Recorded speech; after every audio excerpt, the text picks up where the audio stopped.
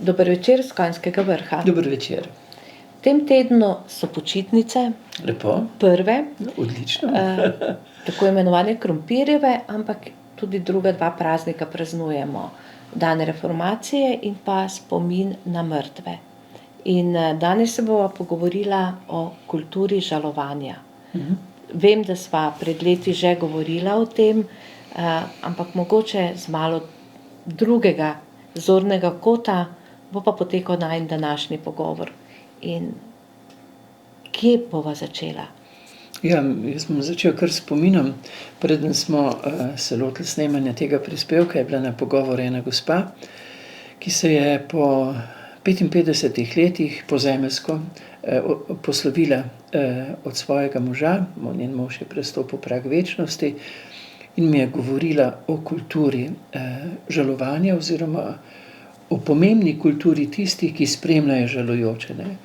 Ker takrat so žalujoči v prav posebnem subtilnem občutku in je dobro, če smo v odnosu do njih zaznavni, torej spoštljivi, sočuteči, nikakor pa ne, bi rekel, banalni celo. Govorila je o tem, pa ne bom rekel zdaj samo ona, kako pomembne so prisotnosti takrat, ko doživiš, ko se moraš pozemeljsko posloviti od nekoga, ko nekdo pred teboj prestopi prag večnosti. Kako pomembne so tiste prisotnosti, ki so srčne, ki niso zgolj na nivoju razuma, ne, ampak so na nivoju srčnosti, zaznavnosti. Ko srečanje z žalujočim vodi, bi rekel, ta notranji občutek, intuicija, srčnost, ne, takrat so ta srečanja, bi rekel, preprosto spontana. Ali je to samo objem, pogled v oči, dotik, običajno je zelo malo besed. Ne? Če pa so besede, morajo biti pa res odtehtane srcem. Neprimerne so besede, bodi močan, ne? Ja, zdaj sem nemočen in ti si tukaj, da se lahko naslonim nate, si mi v pomoč in moč. Zato ne pričakuj od mene, da bom že sedaj odigral vlogo močnega. Ne? In potem po parih dneh od tega, ko telo, v katerem se imamo radi, se prepoznamo, se objamemo, izročijo, kar je častno je začasno, kar je zemeljsko v zemljo, ne? Je že tisto vprašanje, kak si? Ne? Ja, kak si? Še vedno sem žalujoč. Ne? Torej, res ne pristopate k bližnjim, k pričakovanju, da pa so že kar v redu. Ne? Kot sva takrat govorila, so cikli, so ritmi. Prve 3 dni preden se izroči, kar je zemeljsko zemlji, dejansko je čas, bi rekel, sočutne prisotnosti.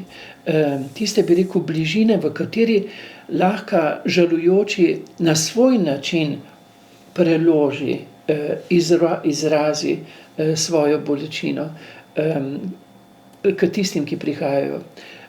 Potem je seveda tisto obdobje 7 dni, ja to še moram nekaj opomniti, ne, ker me je posebej rekla, o tem bi morali govoriti, ne.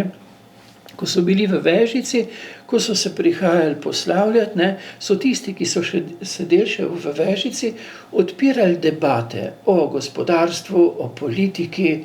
Ne, če si ti v vežici, si v svetem prostoru.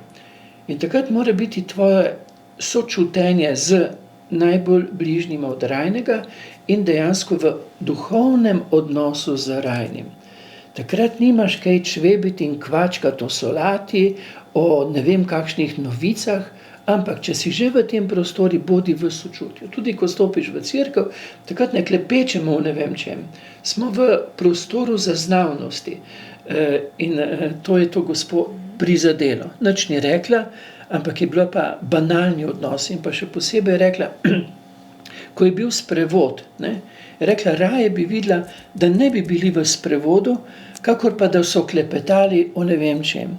To je čas tihote, čas sočutnosti, čas, v katerem ti to svojo srčno moč povezuje s srcem žalujočih in jih na ta način podpiraš. Ne pa, da zadeve banaliziraš, kot je rekla. Raje bi videla, da niso v sprevodu, kot da so tako v sprevodu, ker jih tako ni bilo v pravi prisotnosti. Ne. To je res, če že govorimo o kulturi žalovanja, bi se morali tukaj res, v nekaterih krajih je res to kultura. Je v obnovi, bi rekel, ko kar zaznaš duha povezanosti, ne, z rajnim pa z žalujočimi, je pa ponekod res kot neka tržnica.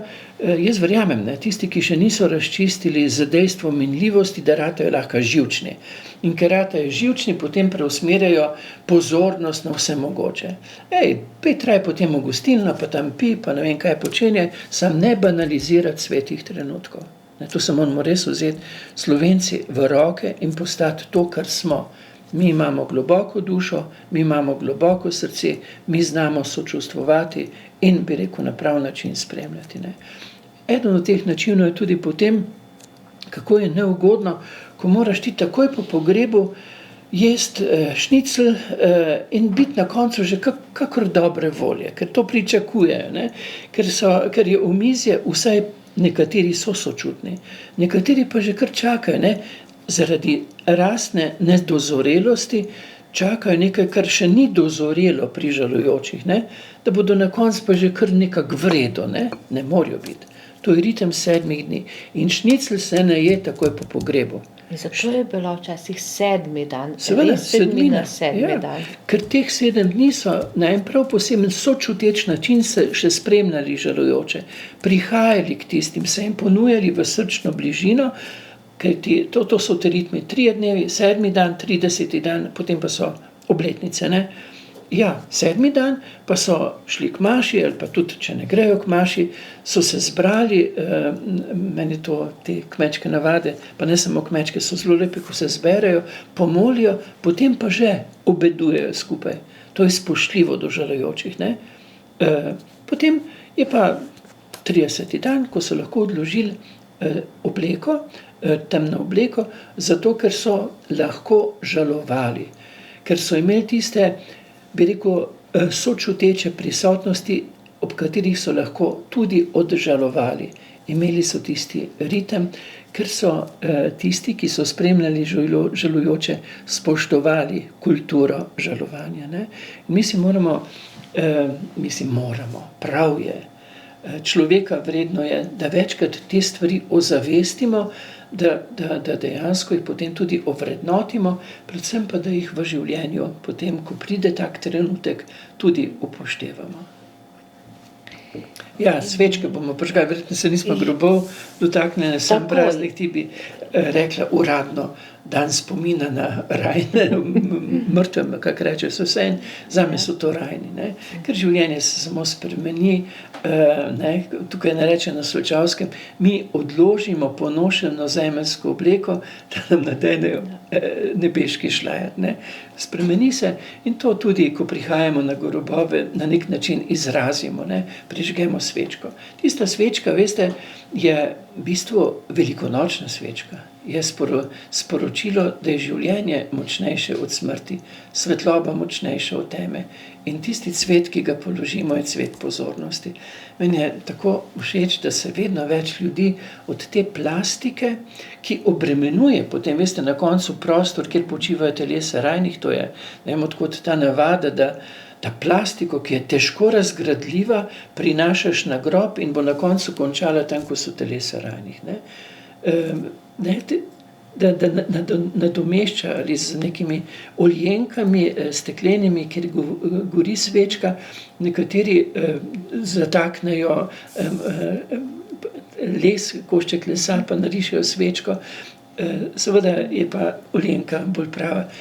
Sam ne pa žmigovca odnositi na pokopališča, tisto, ko potem elektronsko utripa, žmigovc sodi, veste, pred zapornice, ko gre železnica preko ceste, tam žmigovc, pa če so kakšna posebna opozorila na pokopališče, pa ta elektronski žmigovci v tisti plastiki, težko razgradljivi, res ne spadajo. In če nismo odvisni od tega, kaj bojo rekli drugi, koliko teh žmigovcev smo položili na grob, potem se raj temu odpovejmo in naredimo en korak naprej k občutku, ne samo do rajnih, ampak tudi do matere zemlje in vsega tega, kar je v kontekstu z naravnim in z ljubečim odnosom do narave. Pa cvet pozornosti, ne? Jaz, ko bom šel na grob očeta, bom nesel en cvet in ga položil. Dovolj? Ne, dovolj, ker je izraz moje srčnosti do mojega očeta. Bistvo je, da tisto, kar damo na grob, prihaja iz obnebja srčnosti in ljubečega odnosa do tistih, ki so postali angeli našega življenja. In tukaj lahko zaključiva najin današnji pogovor. In napoveva sledečega. Kaj, o čem bo tekla beseda? Ja, najprej bo tekla beseda v živo. Točno, ja. Tako, ker 4. novembra sta vabljeni v našo knjižnico, ker začenjamo z letošnjim ciklom ponedeljkovih srečanj v živo. Tako, takrat goduje Karel Boromejski in praznujem god. Tako, in bomo praznovali skupaj. Preko spleta se bomo pa tudi še srečevali brez skrbi za tiste, ki niste blizu Šmarja. Tako, en lep pozdrav s Konjskega vrha, vsem vse dobro in lep pozdrav. In lep praznični teden želiva. Srečno.